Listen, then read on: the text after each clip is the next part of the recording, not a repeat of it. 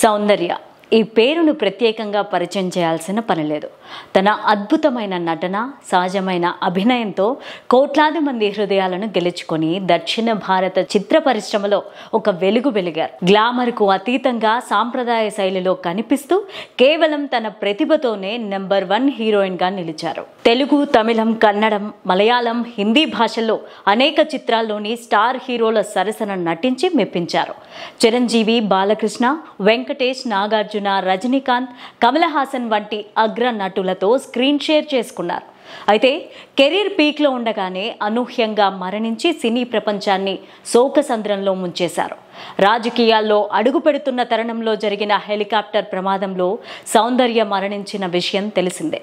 ఇక సౌందర్య అసలు పేరు సౌమ్య సత్యనారాయణ. ఆమె కర్ణాటకలో జన్మించారు. ఆమె తండ్రి సత్యనారాయణ అయ్యర్ కన్నడ చిత్ర పరిశ్రమలో రచయిత, నిర్మాతగా పేరు తెచ్చుకున్నారు. ఆయన ప్రేరణతోనే సౌందర్య సినిమాల్లోకి అడుగుపెట్టారు. చిన్న పాత్రతో తన ప్రయాణాన్ని ప్రారంభించి క్రమంగా టాప్ హీరోయిన్గా ఎదిగారు. తండ్రి ఆకస్మిక మరణం ఆమెను తీవ్రంగా కలచివేసింది. ఆయన జ్ఞాపకార్థం 2002లో సత్య మూవీ మేకర్స్ బ్యానర్ను స్థాపించి తీపు అనే కన్నడ చిత్రాన్ని నిర్మించారు. మహిళా కేంద్రిత ఈ సినిమాకు గిరీష్ కాసరవల్లి దర్శకత్వం వహించారు. ఇందులో సౌందర్య హీరోయిన్గా నటించారు. ఈ చిత్రం 2 జాతీయ అవార్డులను గెలుచుకోవడం విశేషం. ఇలా సౌందర్య నటించి తెరకెక్కించిన చిత్రంగా ఈ సినిమా నిలిచింది.